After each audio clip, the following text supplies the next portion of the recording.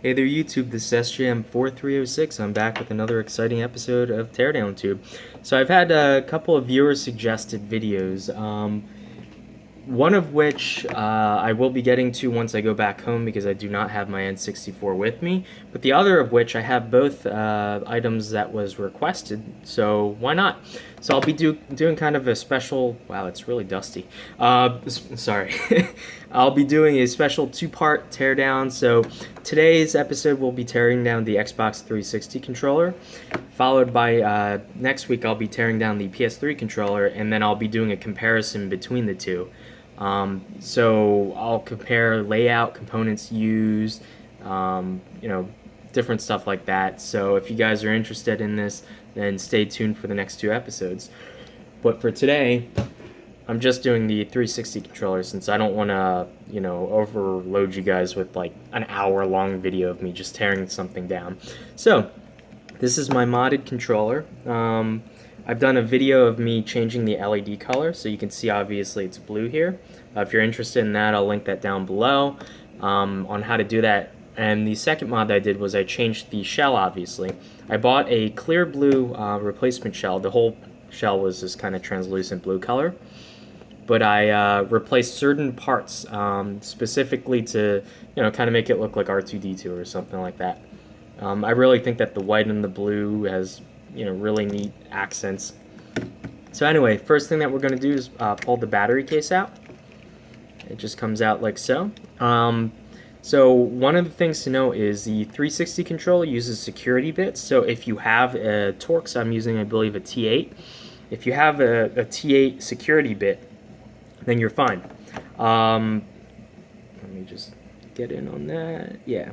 So you can see here, I do not have a security bit.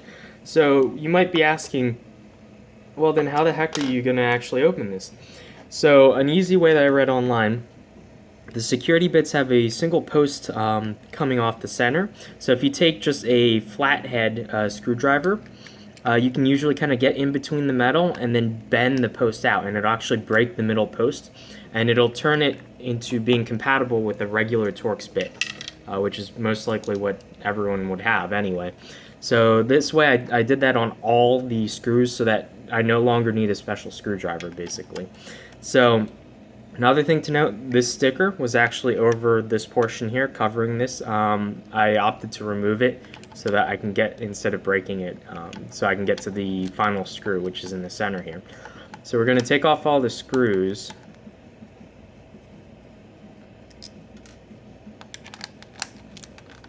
So yeah, just a little bit of background. I am predominantly a PlayStation and Nintendo guy, so you might be wondering, well then why the heck do I have a 360 controller?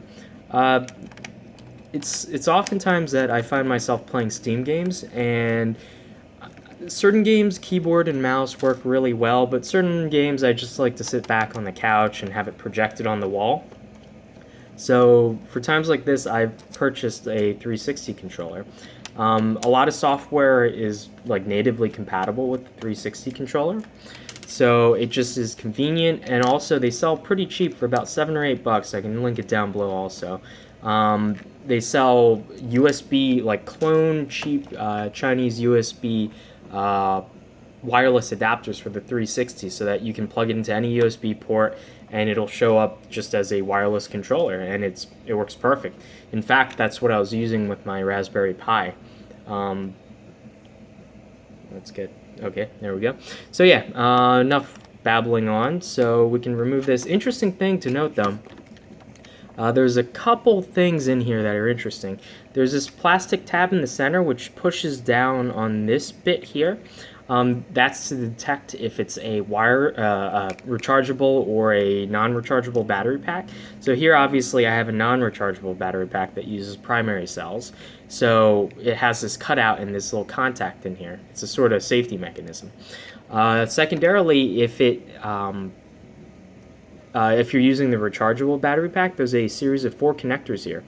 And that's for recharging the battery based off of the input plug here. So, you plug this USB plug into here, and it would charge the battery through those contacts. And there's also, I'm sure there's safety mechanism for detecting temperature and whatnot. So it's interesting that Microsoft went the extra mile on that to make it both compatible with rechargeable and non-rechargeable batteries. So anyway, let's get on.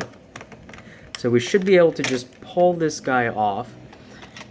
And one thing that you're going to want to clear is these triggers actually stay on there, unlike the PlayStation controller, and you'll see that next week.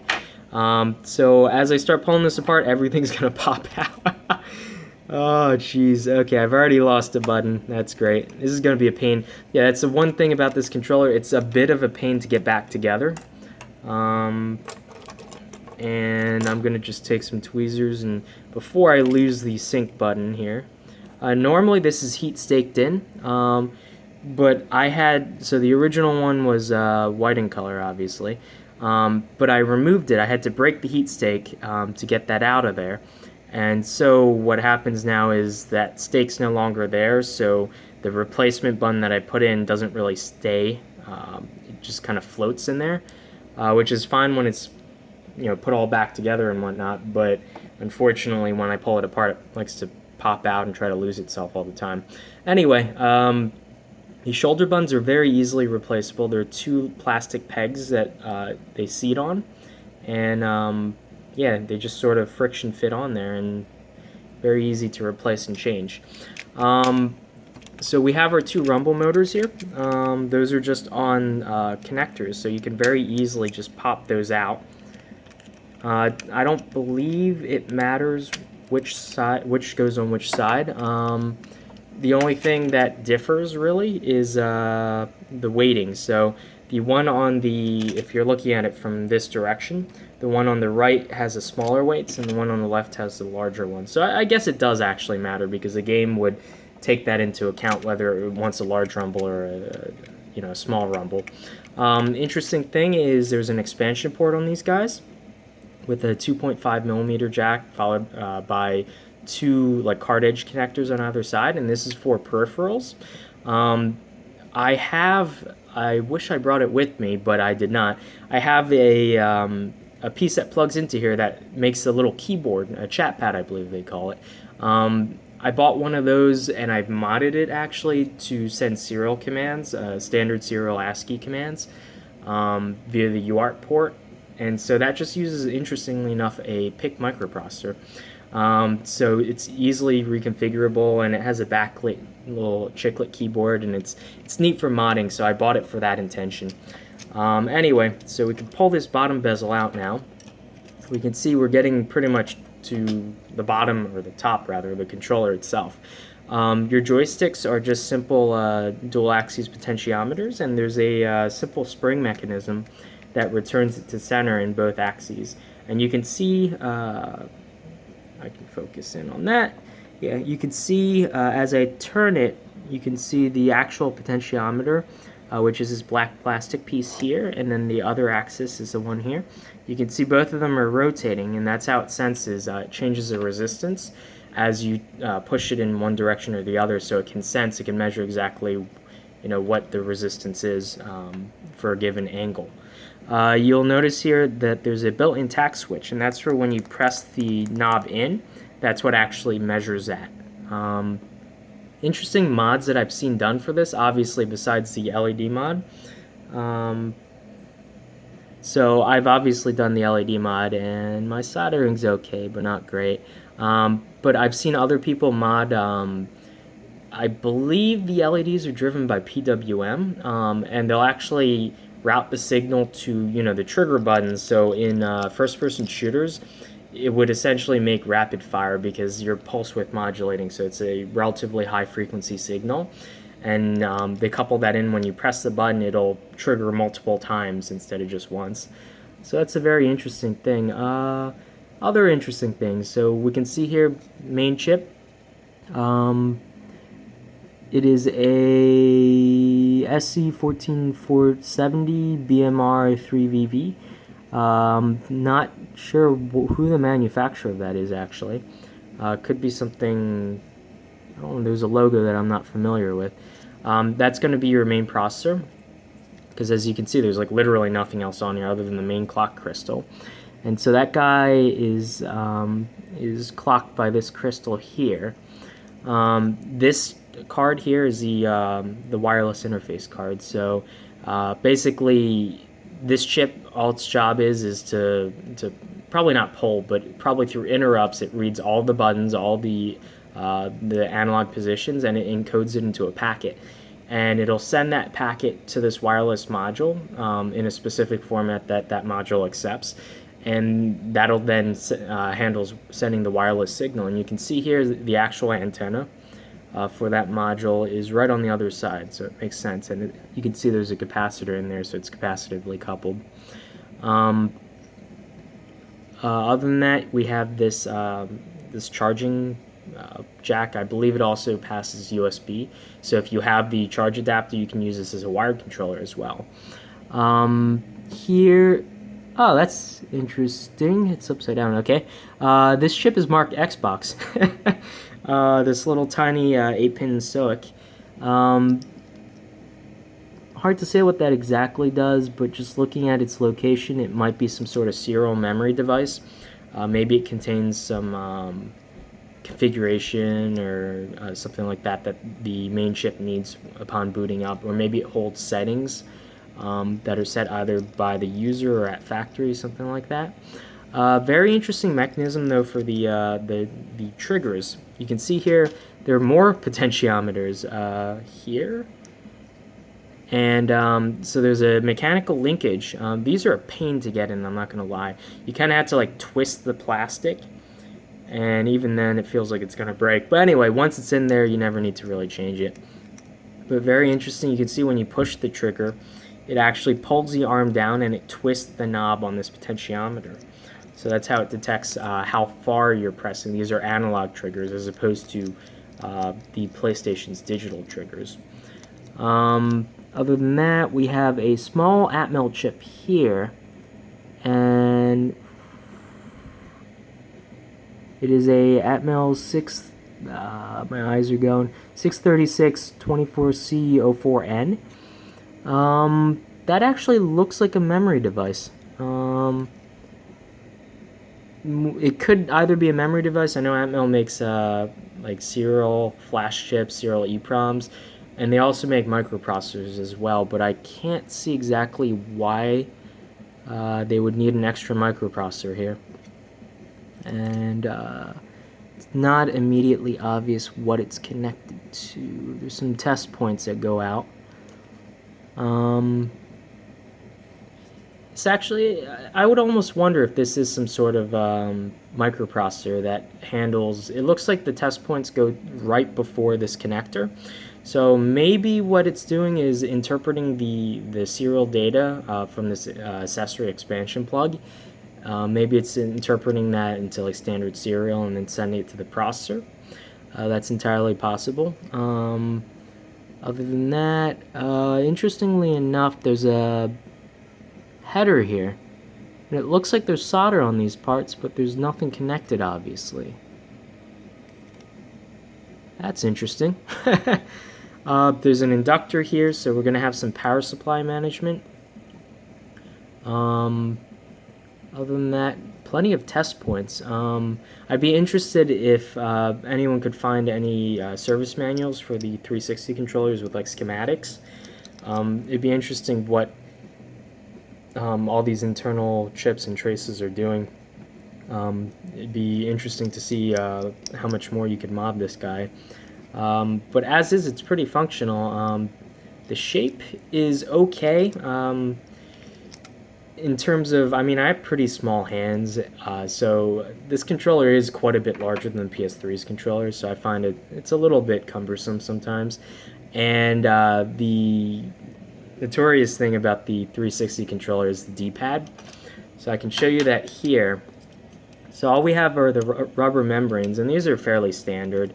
Interesting thing that Microsoft has opted to do is focus my camera, thank you, is they have a separate sleeving for the 4-colored ring light, and they actually have intermolded with 2-color plastic. They have a clear part and then a dark black part, so it actually separates. So when the light comes in here, it has a hard time bleeding through to the adjacent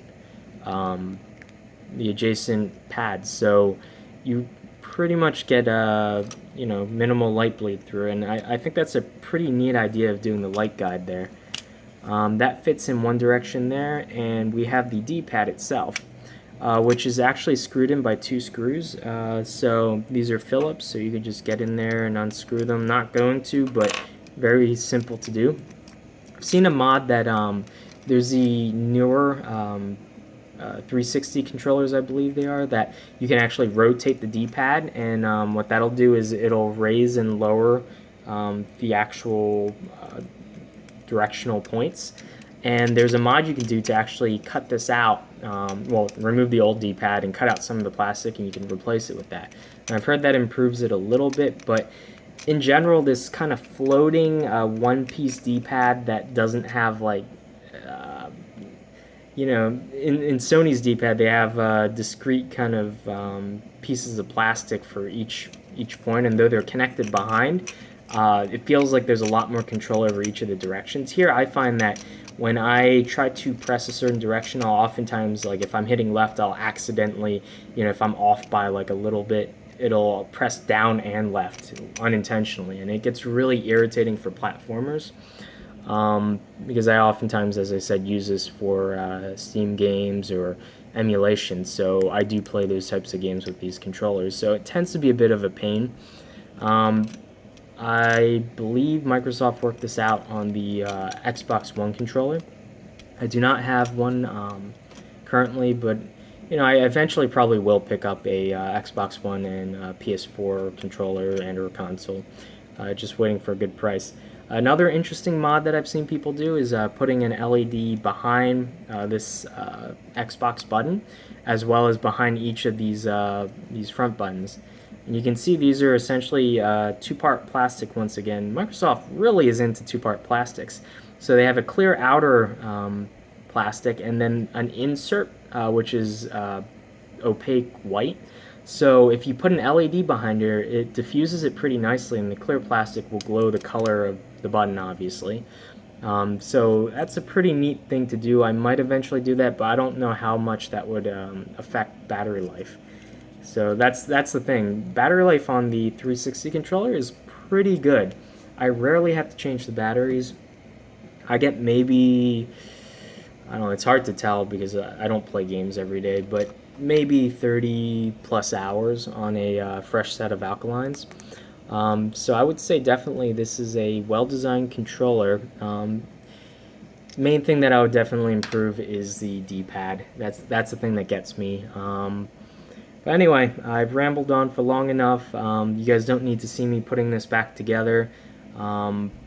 And I will do the PS3 controller next week, and then we'll do kind of a side-by-side comparison. I'll show the two boards next to each other and kind of step through one by one what the differences are. So yeah, if you guys like the video, like, comment, subscribe. I've got links down below for all the stuff that I said I'll put in to rewatch the video and remember what I said I would link in. As well as if you guys are interested in supporting me via Patreon or via the eBay affiliate links. So you guys can do so. You know, if you want to buy me a coffee, great. Yeah, so definitely loving getting more videos up. So until next week, hopefully you guys look forward to the PS3 controller video. I'll see you then. Bye.